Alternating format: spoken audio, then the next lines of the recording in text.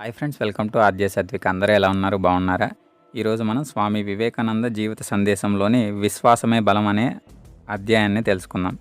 ఆత్మవిశ్వాసం కలిగి ఉండండి. గొప్ప విశ్వాసాల నుండే మహత్కర కార్యాలు సాధించబడతాయి. ఆత్మవిశ్వాసం ఉన్న కొందరు వ్యక్తుల చరిత్రే ప్రపంచ చరిత్ర. ఆ విశ్వాసం వ్యక్తిలోని దివ్యత్వాన్ని వ్యక్తపరుస్తుంది. మీరు ఏదైనా సాధించగలరు. ఆ అనంత శక్తి మీలోనే ఉన్నది. ప్రయత్నం చేసేటప్పుడు మీరు విఫలమవుతారు. ఎప్పుడైతే మనిషిలో నమ్మకం సన్నగిలుతుందో అప్పుడే మనకి మరణం. మనకు కావాల్సింది శ్రద్ధ. మనిషికి తేడా శ్రద్ధలో ఉన్నంత తాత్పర్యమే కానీ వేరేమీ కాదు. ఒక మనిషి గొప్పవాడవుతున్నాడు అని ఇంకొకడు బలహీనుడవుతున్నాడు. వీరిద్దరి మధ్య తేడా శ్రద్ధే. కాబట్టి ఈ శ్రద్ధలో మీరు ప్రవేశించాలి. ఓనా ధీరులారా, మీరందరూ మహత్కార్యాలు సాధించడానికే జన్మించారు అని విశ్వసించండి. కుక్క పిల్లల అరుపులు అంటే ఇతరులు చేసే నిందలు మిమ్మల్ని భయపెట్టకుండా మీరే దృఢపరచాలి. అంతేకాదు, ఆకాశం నుండి పిడుగులు పడినా మీరు చెలించకూడదు. ఆత్మవిశ్వాసం కలిగి ఉండండి. మీరందరూ ఒకప్పటి వేద ఋషులు. ఇప్పుడు మీరు వేరు రూపాల్లో వచ్చారు. అంతే తేడా. మీరందరిలో అనంత శక్తి ఉన్నది. పగటి వేళ కాంతిలాగా ఈ విషయాన్ని స్పష్టంగా చూడండి. ఈ శక్తి జాగృతం చేయండి. మేల్కోండి. ఆత్మవిశ్వాసం మన పూర్వులు హృదయాల్లో ప్రకాశించింది. నాగరికత అభివృద్ధిలో వారిని ముందుకు తీసుకొచ్చిన క్రియాశక్తి ఈ ఆత్మవిశ్వాసమే. మనం ఏదైనా సాధించగలం. దోషం సంభవిస్తే నా మాటను గుర్తుపెట్టుకోండి. ఆ భయభ్రష్ట మన ప్రజలు ఆత్మవిశ్వాసాన్ని కోల్పోయిన నాటి నుండి ప్రారంభమవుతుంది. నీలో అనంత శక్తి ఉన్నది. విశ్వాసం కలిగి ఉండు. జాగరూకుడివై ఆ శక్తిని వ్యక్తపరచు. నేను ఏదైనా చేయగలను అని సంకల్పించు. పాము విషం కూడా గట్టిగా తిరస్కరిస్తే మీ పట్ల నిర్వీర్యమవుతుంది. జాగ్రత్త. చేయలేను అని అనవద్దు. ప్రతికూల భావనలను అస్సలు రానివ్వకండి. మీపై మీరు విశ్వాసం కోల్పోకండి. అంటే భగవంతునిపై విశ్వాసం కోల్పోవడమే.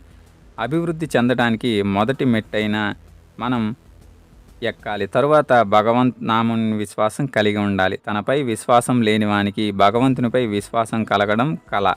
విశ్వాసం ఆత్మవిశ్వాసం, భగవంతునిపై విశ్వాసం, ఇదే ఔన్నత్య రహస్యం.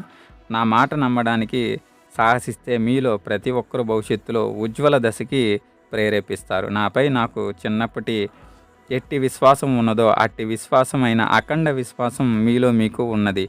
అనంత శక్తి ప్రతి ఆత్మలోనూ ఉన్నది. మీరు భారతదేశాన్ని పునరుద్ధరించగలరు.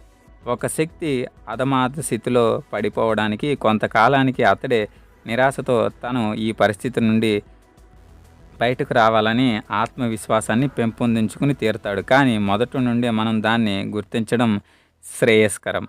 పురాణాలు పేర్కొన్న ముక్కోటి దేవతలపై మీకు విశ్వాసం ఉన్నప్పటికీ మీపై మీకు విశ్వాసం లేకపోతే మీకు ముక్తి కలగదు. ఆత్మవిశ్వాసంలో ధీరుడై నిలబడు. అదే మనకి కావలసినది.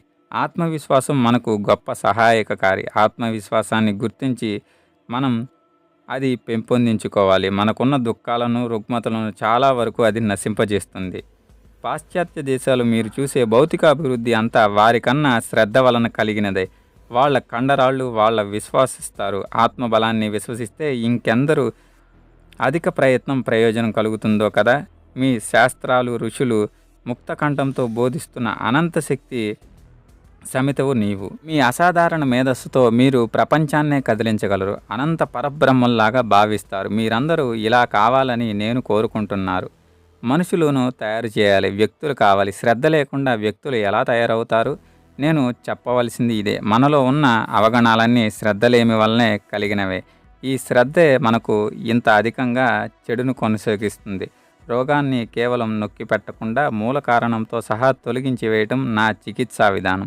శ్రద్ధ అనే ఆదర్శాన్ని మరలా మనం తీసుకురావాలి. ఆత్మవిశ్వాసం పునఃజాగృతి కావాలి. అప్పుడే మనం మన దేశాన్ని ఎదుర్కొంటున్న సమస్యలన్నిటినీ క్రమంగా నశింపజేయగలం. అపార విశ్వాసం, అనంత శక్తి, ఇవే విజయ సాధనకు మార్గాలు. ప్రతి బాలుడు కఠోర బ్రహ్మచర్యాన్ని పాటించేటట్లు శిక్షణనివ్వాలి. అప్పుడే మాత్రం మనకి విశ్వాసం ఏర్పడుతుంది, శ్రద్ధ కలుగుతుంది. శ్రద్ధ, ధీరత్వం కలిగి ఉండి ఆత్మజ్ఞానాన్ని పొంది మీ జీవితాలను ఇతరులపై మేలుకు త్యాగం చేయండి. ఇదే నా ఆకాంక్ష. దృఢమైన సంకల్పం, ఆశయం కలగక సత్ఫలితాలను ఇస్తుంది. వీటిని ఆయుధాలుగా గ్రహించి వారు కొద్దిమంది అయినా అన్ని విఘ్నాలను ఎదుర్కోగలుగుతారు. సత్యం, నిస్వార్థ భక్తి, ఈ సద్గుణాలు ఉన్నవారిని నాశనం చేయగల శక్తి సూర్యుడికి కూడా లేదు. జనులను వారికి తోచింది మాట్లాడనివ్వండి.